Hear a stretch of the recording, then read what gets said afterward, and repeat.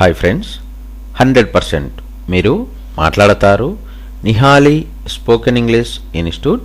ఈ వీడియోలో మనం ప్రేజల్ వర్బ్స్ కట్ అక్రాస్ గురించి తెలుసుకోబోతున్నాం.